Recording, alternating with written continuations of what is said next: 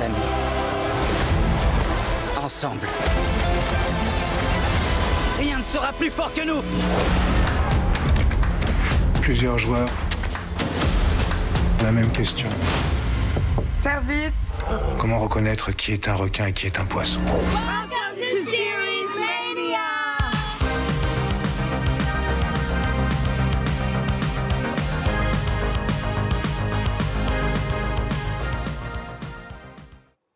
One Piece de retour pour une saison 2 sur Netflix, privilège, thriller français sur les coulisses d'un palace parisien. Enfin, tout ce qu'il faut savoir sur la nouvelle édition de Série Mania, l'un des plus grands festivals consacrés aux séries. C'est le sommaire de notre émission avec Nina Masson. Bonjour Nina. Bonjour Sonia. Et bonjour à tous. On commence donc par la saison 2 de One Piece sur Netflix, l'adaptation en prise de vue réelle du manga le plus vendu au monde, rien que ça. Oui, quelle ambition vertigineuse, il faut le dire, que de s'attaquer à ce monument de la culture pop. One Piece, manga le plus vendu de l'histoire, avec plus de 600 millions d'exemplaires en circulation dans le monde. C'est vertigineux, traduit dans une quarantaine de langues, près de 3 ans après donc une première saison plutôt saluée par la critique. La suite de l'adaptation du manga d'Eiichiro Oda sort enfin donc sur Netflix. Une saison 2 qui couvre, pour les connaisseurs, les tomes 11 à 17 de la saga. On vous en a mis quelques-uns à l'écran. 8 nouveaux épisodes qui nous emmènent sur les premières îles de Grand Line, la fameuse mer de tous les dangers. On y retrouve Monkey D. Luffy et ses compagnons aux prises non seulement avec la marine, mais aussi avec un mystérieux groupe d'assassins sur la route du trésor convoité par le monde entier, le fameux One Piece. On regarde à quoi ça ressemble.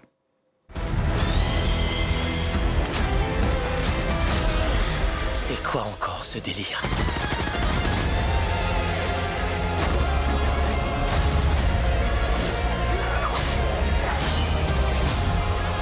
Nos attaques n'ont aucun effet!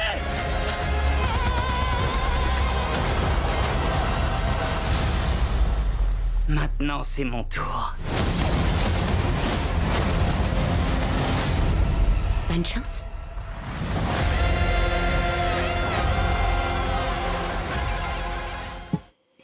Voilà, et la première question qui se pose, c'est est-ce qu'on peut apprécier et comprendre cette série sans rien connaître des mangas ? Question très pertinente, qui se posait d'ailleurs dans mon cas, Sonia, puisque je ne suis pas du tout une lectrice de manga, en tout cas pas pour l'instant, ça peut changer. Mais la réponse est clairement oui, on peut apprécier, ce qui est d'ailleurs le signe d'une bonne adaptation à mon sens. D'abord sur la forme, le passage à la prise de vue réelle, qui était tout le défi, est plutôt réussi. On a une montée en puissance visuelle pour ce second volet, avec des décors qui fonctionnent bien, à mon sens, et une esthétique assez originale, façon conte tropical, voilà, qui ressemble à rien à ce qu'on peut voir en ce moment.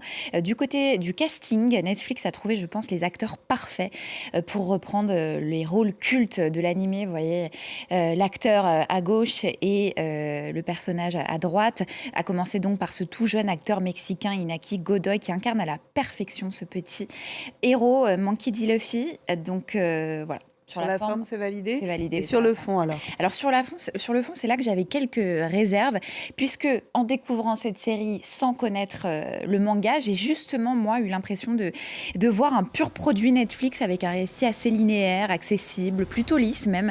Et je ne suis pas sûre que cette série aurait eu autant de succès sans l'aura de One Piece dont elle a bénéficié. Elle peine encore, à mon sens, à exister pleinement par elle-même et donc à attirer un autre public que les fans du manga. Mais la grande line est longue. On verra si la suite du voyage tient ses promesses. Et puis surtout, vu l'avalanche de moyens qui a été mis sur cette série, on peut en attendre autre chose qu'une simple adaptation, je pense. Oui, on parle de 20 millions de dollars par épisode. C'est énorme. Conséquent, Netflix a mis les moyens. On vous propose maintenant un autre voyage, celui dans la vie de palace, avec Privilège, la nouvelle série d'HBO Max présentée à Série Mania. Luxe, pouvoir, manipulation au programme. Oui, alors direction le Citadel, un magnifique palace parisien où tout n'est que luxe, calme et volupté. Un calme bien sûr très organisé en coulisses, vous vous en doutez, c'est ce qu'on va découvrir à travers les yeux d'Adèle, un personnage aux antipodes de la vie de château, puisque c'est une jeune détenue en réinsertion qui va y décrocher un poste de bagagiste. C'est une opportunité rare, presque suspecte, orchestrée par un directeur tout-puissant nommé Édouard Galzin, incarné par Melville Poupeau. Regardez. Tu sais pourquoi cet endroit s'appelle le Citadel ? Parce qu'il protège ceux qui lui sont fidèles.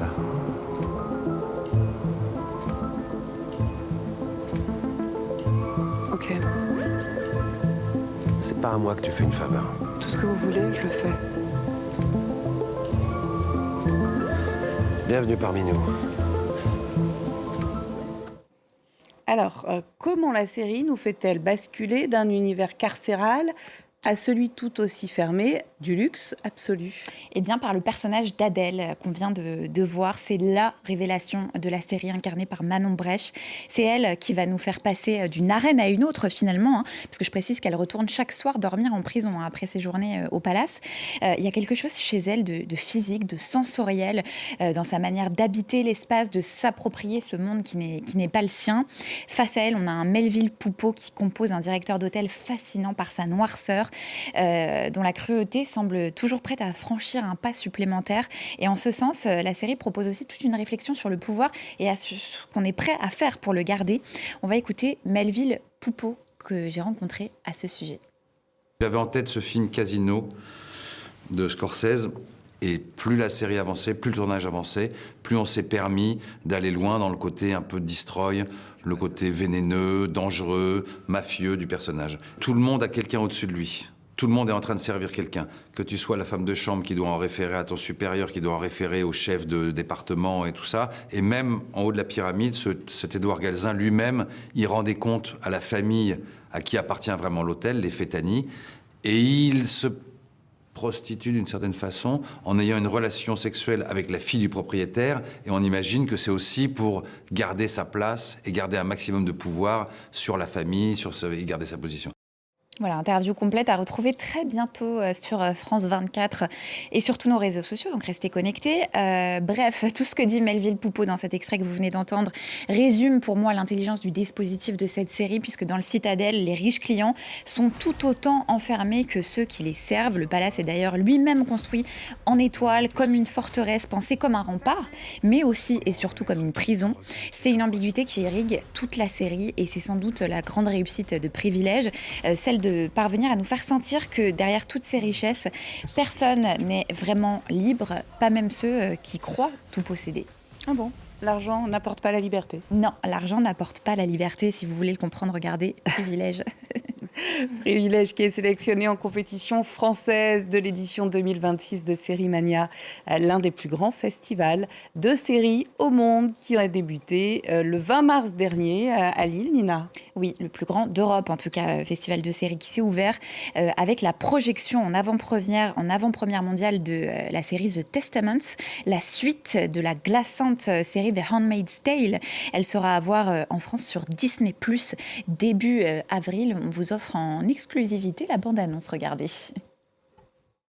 There comes a time when you have to take action. When you have to choose your own destiny. Your body will tempt you into impulsive decisions. We need to destroy everything. We had no idea what we were capable of.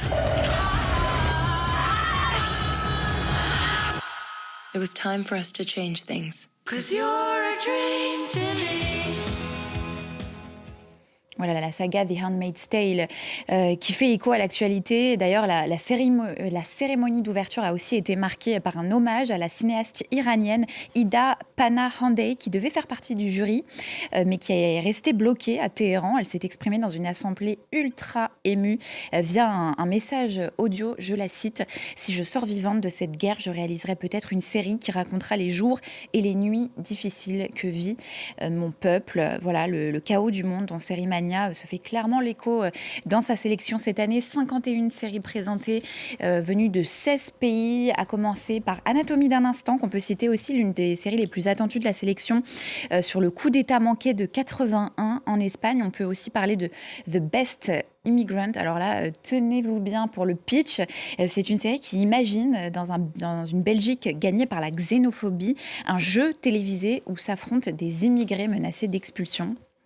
Série Mania, voilà, qui a aussi présenté en séance spéciale et sur grand écran le film épilogue de la saga Peaky Blinders. Voilà, ça c'est le programme de de Série Mania. Riche programme. Ouais, riche programme et comme d'habitude, tourné vers le monde. On termine avec les plus grandes retrouvailles de 2026, Nina. Franchement, oui, on peut le dire, c'est les plus grandes retrouvailles de 2026, celle de la famille la plus déjantée d'Amérique. Je pense que vous avez deviné, il s'agit de Malcolm, qui fait son grand retour 20 ans plus tard avec presque tout le casting d'origine. Je dis presque, parce qu'il y a un seul absent et non des moindres, Eric Pear Sullivan, l'inoubliable petit Dewey, trop mignon, c'était mon personnage préféré. Il n'est pas là, en tout cas, l'acteur originel, lui qui est devenu grand donc, et qui s'est lancé en fait dans des études de littérature et qui n'a pas eu envie de revenir dans le retour de Malcolm. Il a tourné la page. Oui, lui a tourné la page, mais pas nous. On peut le dire. Heureusement, le nouveau Dewey adulte lui ressemble comme 2 gouttes d'eau. On va justement retrouver Malcolm aussi, qui a bien grandi dans ces 4 épisodes inédits. Il est bien décidé à prendre ses distances avec sa famille, mais chez les Wilkerson, on n'arrive jamais vraiment à s'échapper.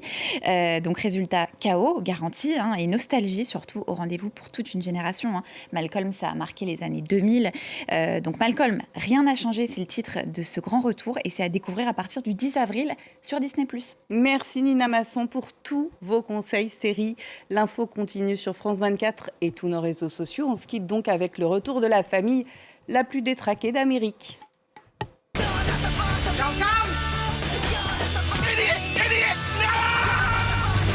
You can't spend the rest of your life denying your family even exists. Worked perfectly until they showed up. Welcome to the family, Leah. We have 1,000 questions. What do you want to do when you grow up?